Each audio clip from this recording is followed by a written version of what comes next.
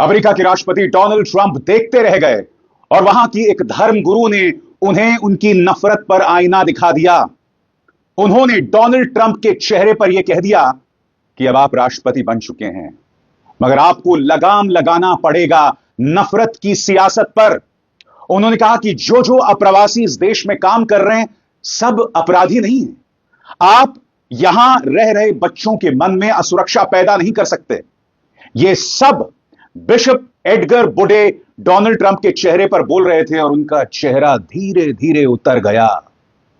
मैं आपसे एक सवाल पूछना चाहता हूं दोस्तों, इस देश के अंदर यानी कि भारत में हमारे जो धर्म गुरु हैं वो अक्सर प्रधानमंत्री नरेंद्र मोदी को विष्णु का अवतार बताते हैं। मैं आपसे सवाल पूछना चाहता हूं, भारत के अंदर ऐसे कितने धर्म गुरु हैं जो सत्ता को आईना दिखाते हैं, जो अब मैं आपको दिखाने वाला हूं।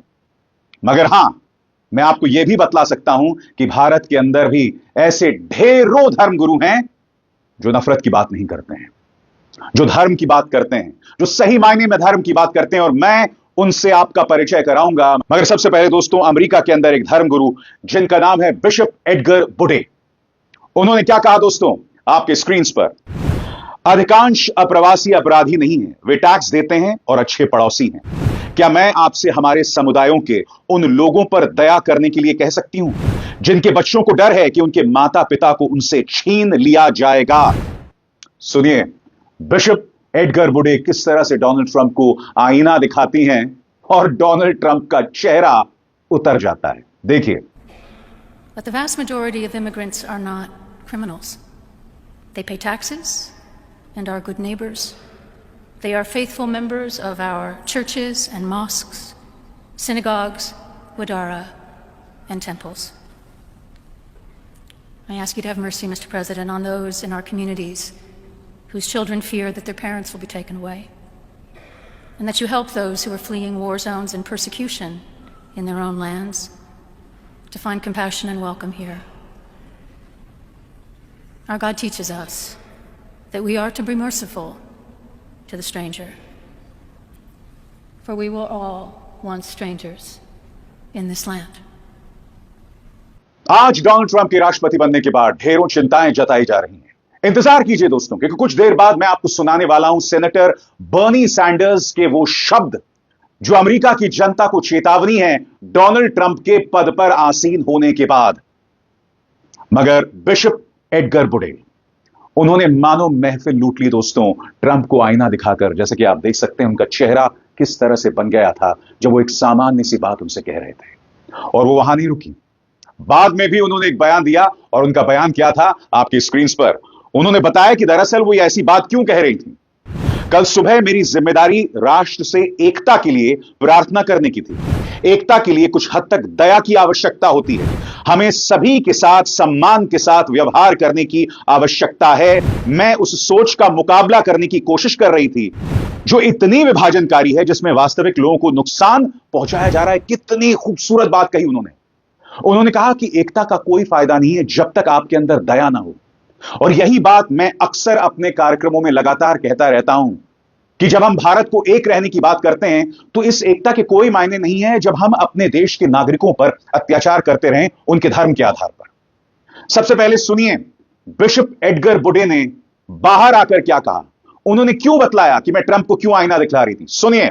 My responsibility that morning, yesterday morning, was to reflect, to pray with the nation for unity.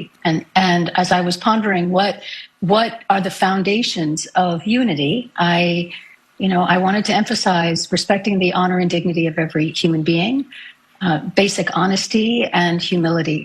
And then I also realized that that unity requires a certain degree of mercy and compassion and understanding. And so knowing that a lot of people, as I said, in our country right now are really scared, I wanted to take the opportunity in the context of that of service for unity to say we need to treat everyone with dignity, and we need to be merciful. And I was trying to counter the narrative that is so divisive and polarizing, and in which real people are being harmed. Okay. जैसे मैंने कहा दोस्तों, हमारे देश के अंदर जो हमारे स्वामी होते हैं, धर्मगुरु होते हैं, वो अक्सर एक पॉलिटिकल पार्टी का प्रोपेगेंडा का हिस्सा बन जाते हैं। इनमें से कुछ लोग प्रधानमंत्री नरेंद्र मोदी को विष्णु का अवतार बताते हैं, जबकि प्रधानमंत्री नरेंद्र मोदी के आचरण पर ढेरों सवाल हैं। और मैं ये नहीं कह रहा हूं दोस्तों कि सभी धर्मगुरु ऐसे हैं। कम से कम मैं आपके सामने 2 का नाम ला सकता हूं जिनका मैं निजी तौर पर प्रशंसक हूं, यही कहा जा सकता है उनके अंदाजे बयां का फैन हूं। स्वामी प्रेमानंद जी महाराज, इनका एक एक शब्द सुनिए दोस्तों। इनके मुंह से आप कभी नफरत नहीं सुनते हैं, कभी किसी के लिए अपशब्द नहीं सुनते हैं। ये बात करते हैं खरी खरी। और दूसरे स्वामी अविमुक्तेश्वरानंद जी, अभी जो कुंभ मेला हो रहा है, उन्होंने सवाल खड़ा किया है न्यूज के इस कार्यक्रम में। उन्होंने कहा इस वीआईपी घाट की क्या जरूरत है। उन्होंने सवाल पूछा कि भाई कुंभ में तो सब बराबर हैं, इस वीआईपी घाट की क्या जरूरत है। सीधा सवाल किया है उन्होंने सत्ताधीशों से जो सत्ता पर बैठे हुए हैं। और बात वहां नहीं रुकती है दोस्तों। उन्होंने एक इंटरव्यू में यह तक कहा, उनसे कहा गया कि भाई आप तो मौजूदा सत्ताधारी पार्टी के आलोचक हैं, उनके क्रिटिक हैं। उन्होंने कहा कि हम सबको क्रिटिक, हम सबको आलोचक बनना पड़ेगा, क्योंकि जब हम सरकार चुन लेते हैं तो हम बैठ नहीं सकते हैं। उसके बाद उस सरकार के हर काम की व्याख्या होगी, उस पर हमारी पैनी निगाह होनी चाहिए। सुनिए स्वामी अविमुक्तेश्वरानंद के खूबसूरत विचार। और कहीं ना कहीं स्वामी जी हो या फिर प्रेमानंद जी महाराज, ये लोग मुझे याद दिला रहे हैं उस साहस की, जिस साहस का परिचय बिशप एडगर बुडे ने ट्रंप के चेहरे पर दिया था। मगर पहले सुनिए स्वामी अविमुक्तेश्वरानंद ने जो लोग सत्ता पर बैठे हैं उनसे सवाल करने को क्या कहा। आप तो सरकार के क्रिटिक माने जाते हैं। नहीं, क्रिटिक नहीं है हम। सरकार, हर नागरिक को क्रिटिक होना पड़ेगा।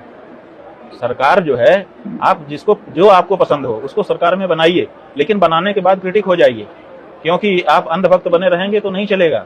सरकार अच्छा करे प्रशंसा करिए, बुरा करे तो टोकिए, ये नियम है। तो जो भी काम कर रहा है, जैसे हम पीछे गाड़ी में बैठ जाते हैं, हमने चाबी दे दी ड्राइवर को कि बेटा आज से तुम ड्राइवर हो, गाड़ी का हिफाजत करना, चलाना। लेकिन जहां कहीं और कट मारता है हम बोलते हैं कि नहीं बोलते हैं? हमारा ही ड्राइवर है तो हम क्यों बोलते हैं उसको? चाबी दे देने के बाद क्यों बोलते हैं? क्वालिफाइड है, हमने नियुक्त किया है। उसी तरह से जैसे ड्राइवर को चाबी दे करके, नियुक्त करके, पीछे सीट में बैठ करके हम गाड़ी चलवाते हैं, वैसे ही सरकार है, हमने मत दे करके बनवा दिया। अब गड़बड़ करोगे तो टोकेंगे, रोकेंगे। ये नियम होना चाहिए, प्रत्येक नागरिक का नियम होना चाहिए, तब सरकारें सही चलती हैं। मैं आपसे एक सवाल पूछना चाहता हूं दोस्तों। ये तमाम बातें एक स्वामी जी कह रहे हैं, कायदे से ये अंदाजे बयां इस देश के पत्रकारों का होना चाहिए, मगर ऐसा नहीं है। बहरहाल हम बात डोनाल्ड ट्रंप की कर रहे हैं और उनके राष्ट्रपति बनने के बाद ढेरों सवाल खड़े हो रहे हैं। कल ही मैंने आपको एक कार्यक्रम में बताया था कि किस तरह से डोनाल्ड ट्रंप का राष्ट्रपति बनना भारत के सामरिक हितों के लिए घातक है। और बात वहां नहीं रुकती है, भारत के जो लोग इस वक्त अमेरिका में बसे हुए हैं उनके लिए भी घातक है। कैसे, मैं बताऊंगा। मगर आपकी स्क्रीन पर दोस्तों स्वतंत्र सेनेटर बर्नी सैंडर्स, हालांकि ये डेमोक्रेट पार्टी के करीबी बताए जाते हैं, मगर उन्होंने कुछ अहम सवाल किए हैं और वो एक एक सवाल मैं आपके सामने रखने वाला हूं। अंग्रेजी में वो बयान देंगे, उसका अनुवाद मैं आपको लगातार बताता रहूंगा, मगर एक एक करके उनका बयान आपकी स्क्रीन पर आ रहा है। सबसे बड़ी बात जो वो कहते हैं और जिसमें वो भारत का भी जिक्र करते हैं कि पिछले 10 सालों में गर्मी लगातार बढ़ रही है। डोनाल्ड ट्रंप ने जलवायु परिवर्तन पर कुछ नहीं कहा अपने भाषण में, उल्टा उन्होंने पेरिस जलवायु समझौते पर से अमेरिका का हाथ खींच लिया। बर्नी सैंडर्स कह रहे हैं कि भारत से लेकर यूरोप से लेकर दुनिया भर में हालात बद से बदतर हो रहे हैं, मगर ट्रंप की नीति सिर्फ खुदाई की है और उसके अलावा कुछ नहीं। सुनिए बर्नी सैंडर्स ने भारत का जिक्र करते हुए क्या कहा। During his inaugural speech, Trump did not have one word to say about how we're going to address the planetary crisis of climate change. The last 10 years have been the warmest years ever recorded, and extreme weather disturbances and natural disasters are taking place all over the world, from Los Angeles to India, across Europe to North Carolina. Not one word from Trump about climate change, except, of course, to make it clear that he intends to make this horrific situation even worse with drill, baby, drill. Just brilliant. और अगली बात जो Bernie Sanders ने कही ना, आपको भारत की याद आ जाएगी। उन्होंने कहा कि अमेरिका के जो 3 सबसे धनी व्यक्ति हैं, उनके पास जितना पैसा है उतना पैसा अमेरिका की आधी आबादी के पास भी नहीं है। कुछ सुना सुना लगता है ना। कहीं ना कहीं बर्नी सैंडर्स के इस बयान से आपको गौतम अडानी, मुकेश अंबानी की याद आ जाएगी, जिनको जबरदस्त फायदा हुआ है। बर्नी सैंडर्स ने यह तक कहा कि जब से डोनाल्ड ट्रंप अमेरिका के राष्ट्रपति हो गए हैं, ये जो 3 धन्ना सेठ हैं, टॉप 3 धन्ना सेठ, उनकी जो दौलत है वो 200 अरब डॉलर से ज्यादा बढ़ गई है। सुनिए बर्नी सैंडर्स क्या कह रहे हैं। Today in America, we have more income and wealth inequality than we have ever had. The wealthiest 3 people in America now own more wealth than the bottom half of our society. But Trump had nothing to say, not one word, about the growing gap between the very rich and everybody else. And maybe, just maybe, that's because he had those 3 people, the 3 wealthiest people in our country, sitting right behind them at its inauguration. And I should add that those 3 people, if you can believe it, and this really is unbelievable, saw their wealth increase by more than $233 billion since the November elections. How's that? $233 billion increase in wealth for the 3 wealthiest people. No wonder they were sitting right behind Donald Trump at his inauguration. They couldn't be happier. Bernie Sanders लगातार कहते रहे कि Donald Trump ने असली मुद्दों पर बात नहीं की। उन्होंने कहा कि अमेरिका की जो हाउसिंग व्यवस्था है वो पूरी तरह से चरमरा रही है। 8 लाख लोग बेघर हैं। इसके अलावा लोग अपनी कमाई का 50% से ज्यादा घरों पर खर्च देते हैं, मगर ट्रंप इस पर खामोश हैं। सुनिए सेनेटर बर्नी सैंडर्स क्या कह रहे हैं। And millions of people spending 50 or 60% of their limited income on housing. We have a major housing crisis in America. Everybody knows it. And Trump, in his inaugural address, did not devote one word to it. Sanders ये भी कह रहे हैं कि America की स्वास्थ्य प्रणाली चरमरा रही है, मगर ट्रंप के पास इसका कोई समाधान नहीं है। सुनने में बड़ा अटपटा लगता है ना दोस्तों।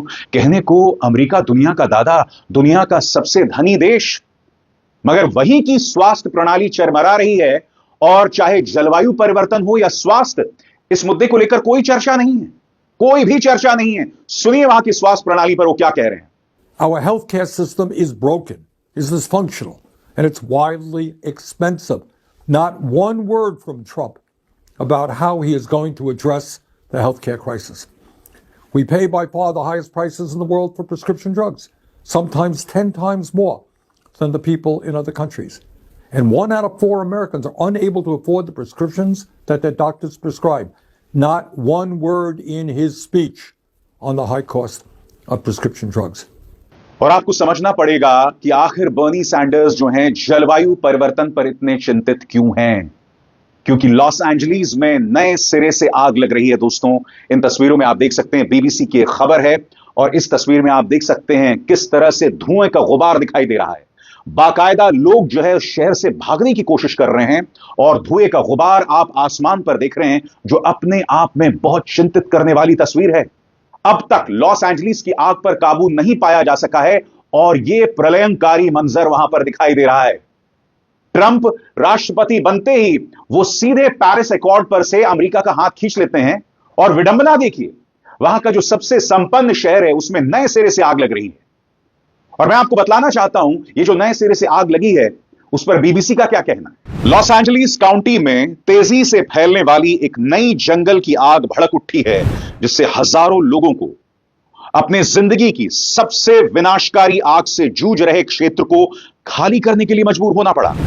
ह्यूज आग बुधवार दोपहर को लॉस एंजलिस शहर से लगभग 45 मील उत्तर पश्चिम में एक पहाड़ी क्षेत्र में कैस्टेक झील के पास लगी, जो कई आवासीय क्षेत्रों और स्कूलों के दायरे में।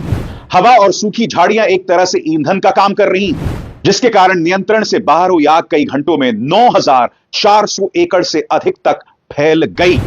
इस दुनिया को अब ईश्वर ही बचा सकते हैं, क्योंकि दुनिया का ताकतवर आदमी एक ऐसा व्यक्ति है जिसकी सोच बहुत ही सक्रिय है।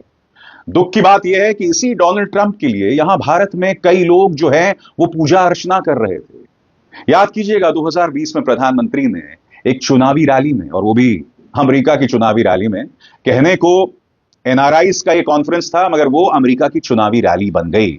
अपने मित्र डोनाल्ड